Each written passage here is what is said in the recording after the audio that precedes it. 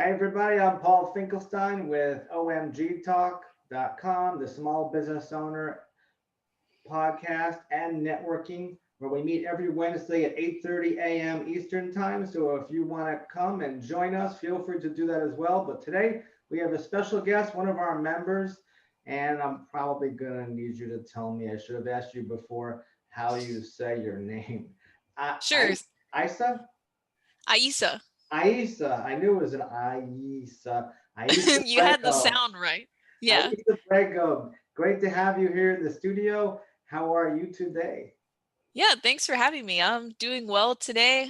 Open enrollment just started for me, so things are a little hectic, but I'm glad I could come on. Excellent, excellent. Oh, I just realized too, it really is hectic for that, right? Because people Mhm. have to switch plans or be happy with their plans. And healthcare is a pretty important thing since, especially when people retire on our end, it's maybe 200 to $400,000 that people are going to spend in their healthcare, and they're not even thinking about that. And of course, before then, it probably is a lot more, I bet, over our lifetimes. I venture to Yeah. think about it. I don't even want to think about it right now. But we'll ask you some questions. You'll probably make me think about it. So, how long are you doing, Aisha? How long are you doing? What are you doing? What is it you do? How do you do it? Why do you do it? I call that the 9 View question, named after that musical group, The Police. So, how long are you doing what you're doing, and what is it that you do? All right. Well, so I'm a independent health insurance agent, right? The independent part is probably the most important part in my industry because I'm not really tied down to one particular view or sense. So I can look at plans all the way from Obamacare, subsidy type plans, all the way into like private customizable insurance. So, and this is technically, I'm still in my first year, so still picking up, still, learning as we go. But it's been a really cool journey to go from, I mean, beforehand, I was just a student. I used to manage at Starbucks. And so it was really cool to go from that into like making my own career essentially. So now you So make yeah. your own coffee. Yeah, exactly. Now Well, I know how to make coffee and plan people's health insurance. or would you ever want to get out and zip through the drive-through of Starbucks as a little reminiscing thing? Oh, well, every time I go, I keep thinking I should hop back there and make something, but Maybe just I for the health plan, you're probably thinking maybe I should have stayed there. I could get that health plan back. yeah, they have some really good insurance, not gonna lie. And Yeah. that was before I knew anything, right? But every time I told someone that I worked at Starbucks, they said, "Wow, you guys have great benefits." I was like, "Oh, okay." So tell us though, maybe one. Did you cover everything? What you do, and you told us What you do, how you do it. how you So do. how I do it, I guess I would say so my background is in psychology. That's what I went to school for. So I guess how I do it is very much like a psychologist. Technically, I'll sit down with people, we'll have a conversation, and I want to find out, what's important to them or, what they even need insurance for. Everybody has different reasons for stuff.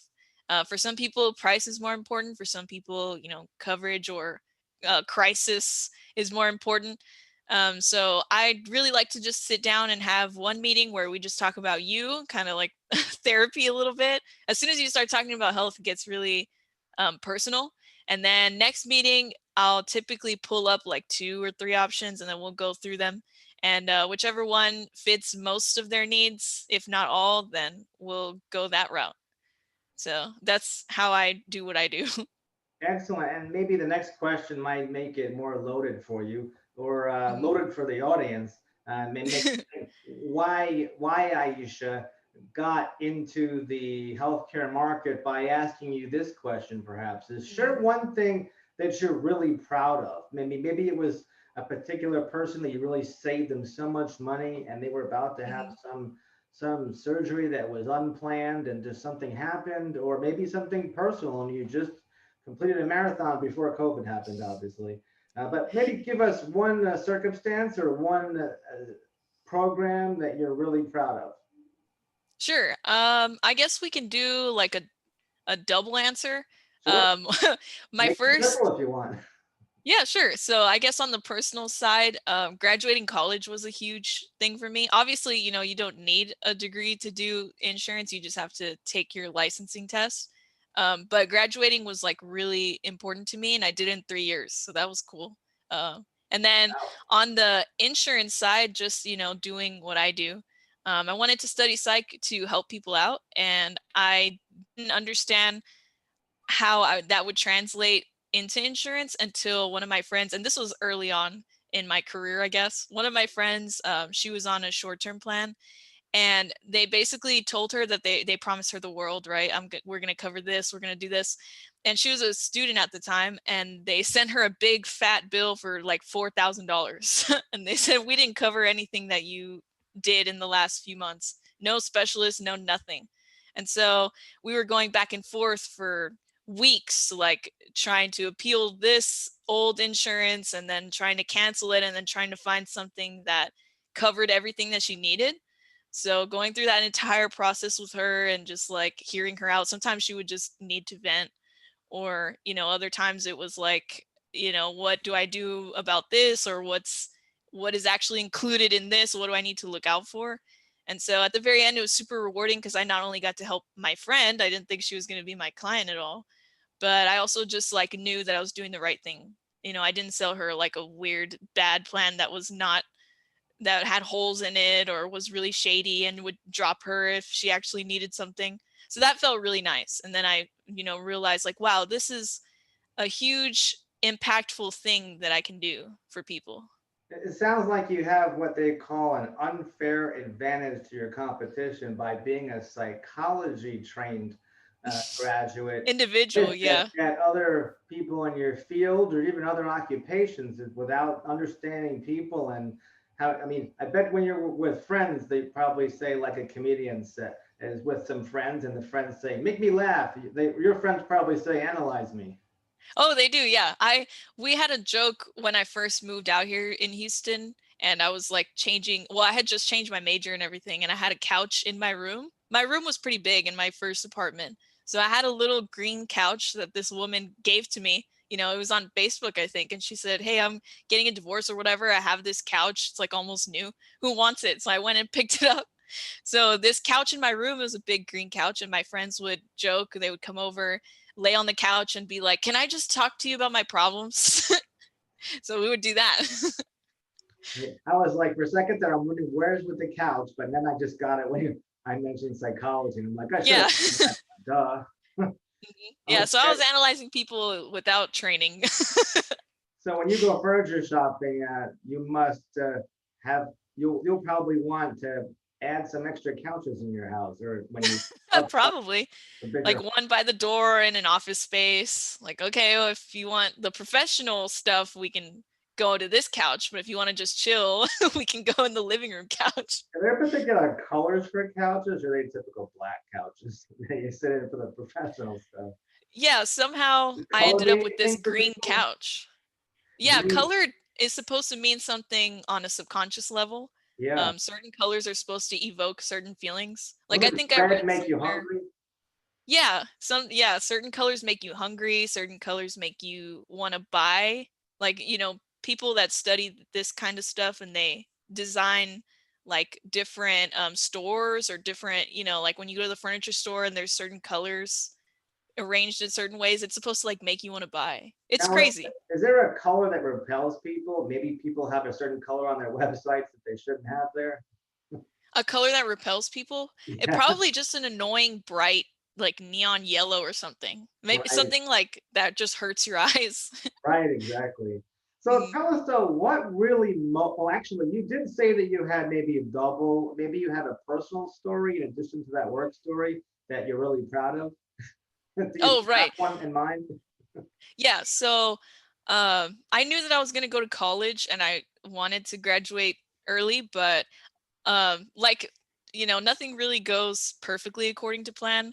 So I was going to Baylor for a year, and then had a pretty big setback, and I had to go home to my little hometown and go to community college for a while. So I was like, oh, I didn't even think I was gonna graduate in 4 years. So I was like, oh no, this set me back so much. And then I changed majors and everything. So the fact that I still was able to pull it off in 3 with the degree I wanted was a huge accomplishment for me. And of course, I ended up transferring to UH and now everything's good. But at the time it was like the whole world was falling apart.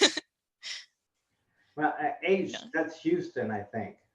Yeah, U of H. Yeah, that's University of Houston. My bad. In case somebody's listening and they go, "Oh, okay, I went to University U of H," and they'll know what that is. Probably Yeah. anybody that's listening is that commonality if they're listening. All right. Mhm. So, is there any other thing you're proud of?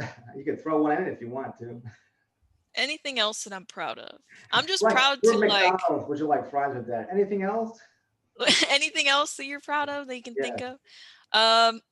I do have another, I guess, personal thing. About maybe 2 or 3 months ago, I started my own podcast. It's very informal. It's just me and my mic and my computer in my room. But I do talk about a lot of, psychology stuff. I even did one where I psychoanalyzed myself. So that's been pretty cool. I think I have like 400 listeners now, which is insane. I never thought that that would happen, but it's Just been really your fun. mic and 400 listeners. Wow. Now I'm getting Yeah. jealous. For a year, but I just been playing around here and interviewing all kinds of small business owners, maybe Mhm. about 100 or so. Maybe I have that. I don't know how I judge the subscribers because I have It's like, YouTube. YouTube's yeah. over 350 Mhm. subscribers, but it's over when I was, if you count it, they were there before I started it, but I never know who's listening from there. And then, of course, Right. there's 6 different podcasts. I just chose all the popular ones like Spotify and iHeartRadio and Stitcher. Yeah, to just put it everywhere. Hmm. Mhm. So tell us what motivates you to do what you do. I mean, we got a taste of it, but really, what gets you up out of bed motivational wise? I feel like a psychologist asking the psychologist questions. But what motivates you to get up out of bed and do what you do? Yeah, well, that's really my element, right? I guess this is a double part thing too, because part of it is knowing that I do help people out. Like that's a huge motivator for me. I don't know if I would be able to do this if I knew that wasn't, that I wasn't helping people in some way.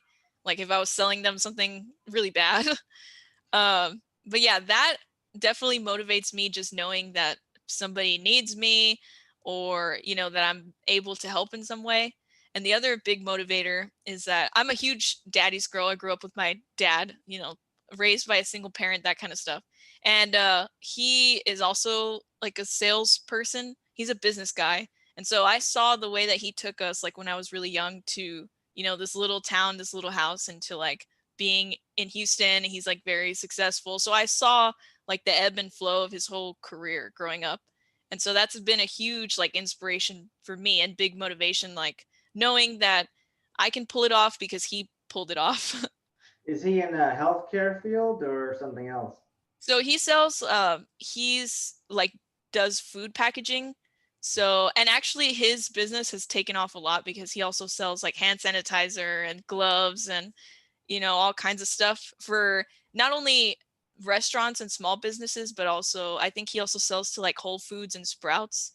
So all of that stuff that you use to package food, like even the little sandwich bags and like toilet paper, like all of that stuff is what he sells. So, and it was really cool to see that, him pivot his business into like more sanitation, like, health stuff, which has been really crazy. Even masks, like he sells masks and chemicals to clean. So yeah, he You have he a sells plenty all of a that. good source for masks for sure. Yeah, for sure. So tell us though, when did you get passionate about healthcare? What made you decide? Was it a friend? Did something happen in your family? You saw something on the street and you wanted to help a homeless guy. What made you passionate about healthcare? Well, I didn't really understand what I was getting into before I started, I guess. It was just something that I was always passionate about, just from the psychologist part, before I even got into insurance. But then once I got into the insurance business and everything, and I, was hearing all these crazy stories. Even my mentor, she's like 2 years ahead of me, I guess. She started, 2 years before I did. And even just seeing her, like how she has helped other people and like they can call her for anything and stuff like that made me really realize like the gravity of what I was doing. So I didn't really understand until I was in it. But it's been a huge positive thing, not just for me, but for the people that I talk to. You make it sound like referrals actually mean something to business people. If a friend tells you, hey, check this out, whether you're a business person to a consumer to another consumer, referrals actually make a difference in other people's lives. They really do. And not only like opinions, other people's opinions are so important to us. Like if you put your trust in someone and you refer them out, like that's kind of a reflection of you too, right? Because you wouldn't refer somebody that you didn't know, like, and trust. So it's just like an extension of you. Exactly. And it's Hmm. interesting how I keep hearing those words, know, like, and trust. Everybody seems to be Hmm. taking the same course. Yeah, exactly. I took it too, so don't worry. Let's see. So tell us how you want people to reach you if they liked anything that you said today, which I'm sure somebody would, and they could listen to it on YouTube, on our 6 different podcasts, which you can find, of course, at omgtalk.com. And all the links are right there. As well as if anybody wants to become a member of omgtalk.com, they can click at the bottom, click on the bottom link at the very bottom, and see that, as you did, the member fee is just a nominal $30 for the whole year and 2 payments of 15, and they could choose $1 a week or 12 for the whole year. And you're the only one that took me up on the whole year. So I feel like, wow, I got cheated out of 52 to $52. But I put that there thinking, who wouldn't want to pay $12 up front? But $1 a week sounds like it's small, so it's psychological. Right? Yep. I actually was photographing Santa Claus. Well, not Santa Claus only, but the kids on Santa Claus's lap. And I used to say, "Here's your deal today. It's $10 for one, or $20 for two. Which one would you like?" And there was no break in price. But my wife would laugh at that. But you know how many people, after giving people a choice, would say, "Okay, I'll take two for $20." Yeah, it just seems like the cheaper option, but it's the same. But exactly. Yeah, but I'm a very all or nothing type of person. So I saw the $12 and I was like, all right, we're gonna do it. Yeah, why not, right? I mean, Yeah. a year ago, I started to interview people just to get it going, and I like wasn't charging anything, but it was a humongous amount of time. Yeah. And I figured I still have all those people up on the podcast, like over 100, and that Hmm. way there's still relationships, there's still friends I met, or acquaintances and colleagues. You never know where it'll come, and even invite those people back to come to the meeting on Wednesdays at 8:30 a.m. And if they want to come back, I won't charge them to come back on November 11th. Yeah. Complimentary. And if anybody comes back, like yourself as a member, they could talk for 5 to 10 minutes about their business. And where could you go to talk for 5 and 10 minutes on a first time basis or even returning basis? Most meetings you go to, they don't give you 5 minutes or 10 minutes. And my goal was, if I had 12 people that come for breakfast, how beneficial would that be to be around up to 12 people that are small business owners trying to get a chance to learn about what each other does. And Hmm. hopefully everybody comes back each week. Or, I know you're busy, but at the same time, if you can make it, and I know it's a little 1 hour earlier for you, uh, It's a little early, but you can I catch. can pull it off. But I think you could pull it off in Central Time. The Pacific Time, they're maybe sweating it a little Hmm. earlier. So tell us the phone number and website and the best way to reach you. Yeah, Text of or course. email, what do you prefer? So I'm a Gen Zer, so I love getting texts and stuff. It's the easiest way to get a hold of me. I'm like glued to my phone. But so my phone number is 956-458-8698, right? And my email, a little long, a little confusing, but it's my first and last name. So it's AISA.ABREGO. And then it's at USHadvisors, all lowercase, all one word, .com. And then if you want to check out the podcast, it's called A Piece of Aisa. So it's just a piece of AISA. And I think it's on Spotify, Apple Music, all of those kinds of things. Excellent, excellent. Well, it's great having you on the show at omgtalk.com, the Small Business Owner Podcast, and networking every Wednesday at 8:30 Eastern Time. Anybody can make it if you feel, if you're Pacific or Central or Mountain or anywhere in the world and you want to tune in. Of course, any guest can come in at small business owners with an s.info is the Zoom link, actually. And no password. I just have to just approve you to come into the meeting as a panelist and light up your video, and I'll let you talk for 5 or 10 minutes. But great to have you here, Aisha, and we'll cut the recording and we'll upload it to YouTube and see what it does. All right. Thank you for having me. It's great to have you. And